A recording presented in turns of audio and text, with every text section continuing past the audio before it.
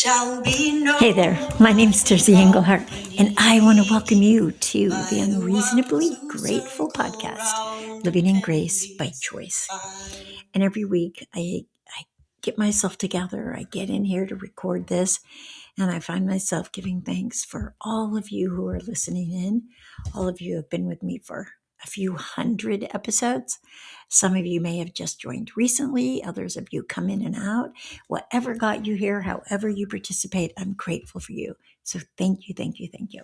It's my hope that on this journey that I believe we're all on together to become the best version of ourselves, the being that we were created to be, rather than someone who kind of lives by default, avoiding, protecting, defending, justifying, explaining, rather than that person, that one that has all those divine qualities. And those divine qualities are actually what gives us our voice. They give us our actions.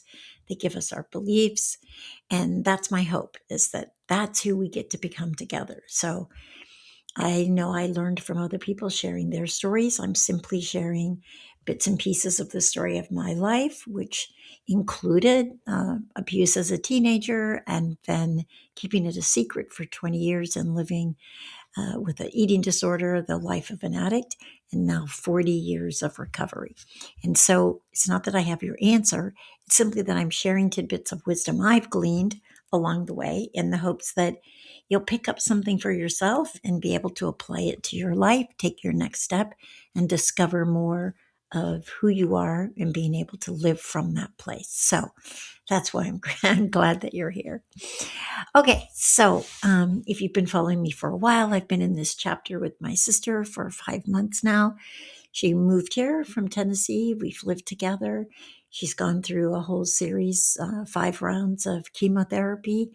And then if you listened last week, her son so graciously is able to move here and care for her, support her while she goes through what's now radiation and then surgery and recovery and possibly a second surgery and recovery.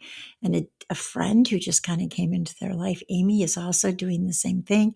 And just today, they successfully got the house that they were hoping to get after a little bit of trial and error and challenge. And they were able to get it. And they're thrilled to have that house. My sister and I went up. We looked at a couple of different houses, met with her doctors, got her situated in a temporary hospital housing, which is beautiful and lovely, and a nonprofit donated by people. And people come in and cook for them. And anyway, she's there temporarily until they move into this new house. And her son and Amy come up from Southern Idaho, and her son from Tennessee. And so I'm so excited for her next chapter. It was challenging to have her move and have her leave and kind of have her step out temporarily on herself with a really good support structure under her. The Walden House is amazing. And, as I shared last week, sometimes you can't and sometimes you won't. And when you can't, it's challenging because, for me anyway, and I suspect for a lot of other people, because you wish you could. But oftentimes in our can'ts, as I shared last week, other possibilities arise, other people rise to the future, other good events happen, other miraculous moments occur. And so we have to be able to acknowledge we can't get out of the way and let what can arise and show up. And that's the state where we're in right now. So I'm so happy that they got that house. Okay, so this particular episode is called What Limits Have You Accepted? And so I want to share a little bit about how, of course we all live with limits. We live with limits because they keep us safe. We live with limits because they're a sense of security. Hold on, I'm just looking here for a note I wanted to. They give you a sense of security. They're familiar. There's so many reasons why we create, accept, and live within limits. And we're also probably aware that sometimes our limits restrict us, they bind us, they keep us small, living in a level of comfort that perhaps inhibits our ability to grow. And so I want to talk to you about ways that you can break out of those limits by challenging yourself. And what I mean by challenging yourself is maybe it's physically, maybe it's mentally.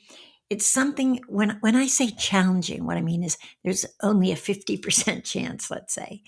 It's like you guys know I'm a baseball fan. And so what I love about watching this sport is even if you're the best team and maybe you play the team that has the worst record can still win because it's a game. And every at bat, every fielding opportunity, you just never know. It's like it's not once you're good, you're always good. No, it's a game. There's moments when you're great and moments when you're not.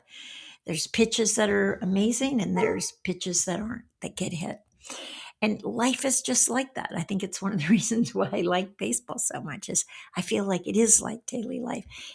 And I love it when I hear a player say, you know what? It's like you have to just be this pitch, this ball. You got to let go of the last one, the one that you just missed or the one that you just hit. Same as catching. You got it's just this play. Well, life is like that. It's just this moment, this play, this opportunity. So when you challenge yourself physically or mentally, where there's a 50% chance of winning or making it or changing or losing, there's something that happens in that high level of risk.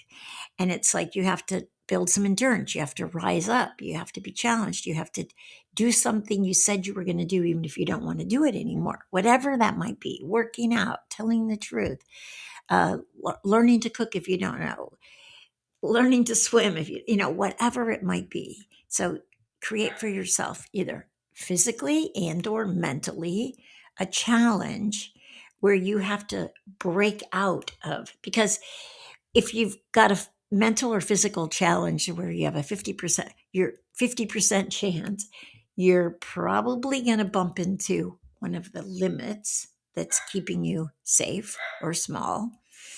Okay. And I want you to consider that what we do as human beings, and I know I've certainly done this, is we insulate ourselves from discomfort.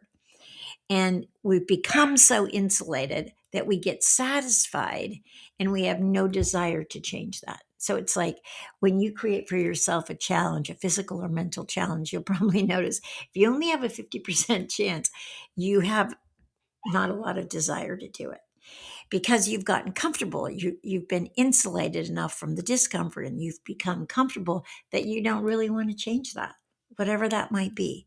And maybe it's physical, maybe it's losing weight, maybe it's getting stronger, whatever it might be.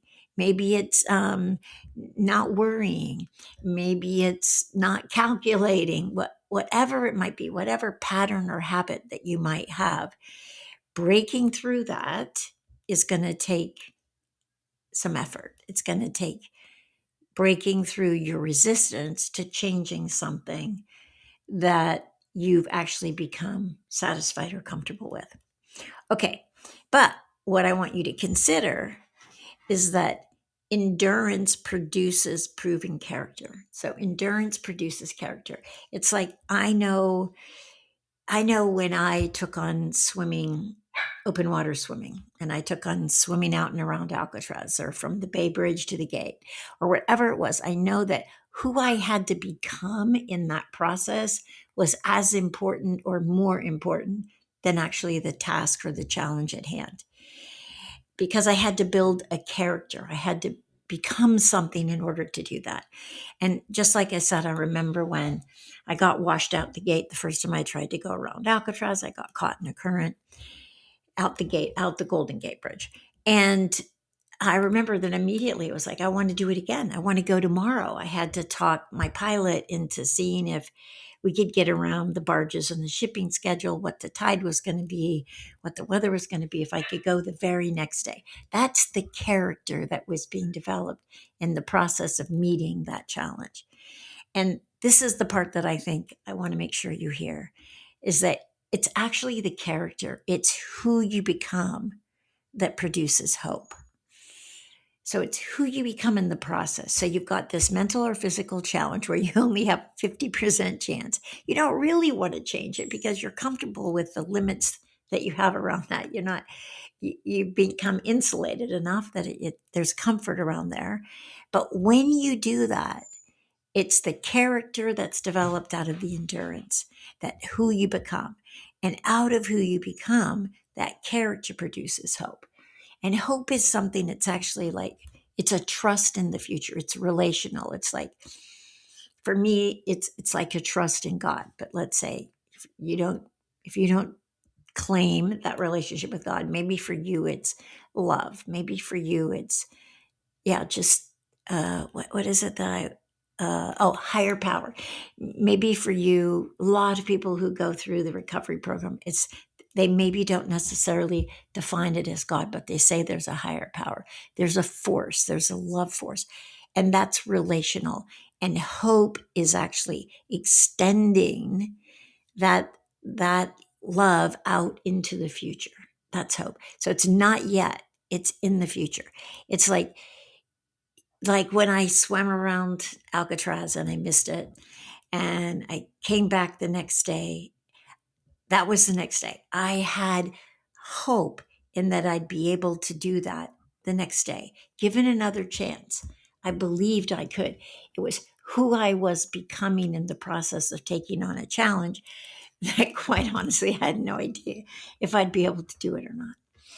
So that's what I want you to take on this week. So I want you to look at, how could you challenge yourself mentally, physically? How could you challenge yourself where you have a 50% chance?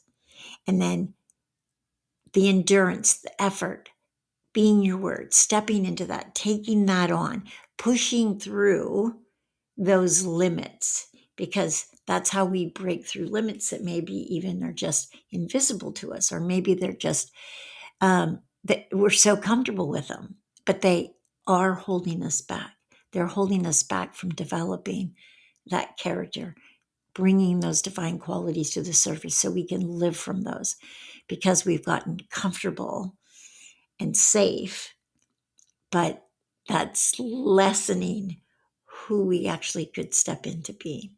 And in the process of developing that endurance, that character, that who we've become, we develop hope. And hope is love, or God extended out into the future. And that's my wish for you. Okay? So take that on this week. Guess what? Like every other week, I'm going to be here next week. And I look forward to seeing you then. Okay? Have a beautiful week, challenging yourself and becoming more of the person you're created to be.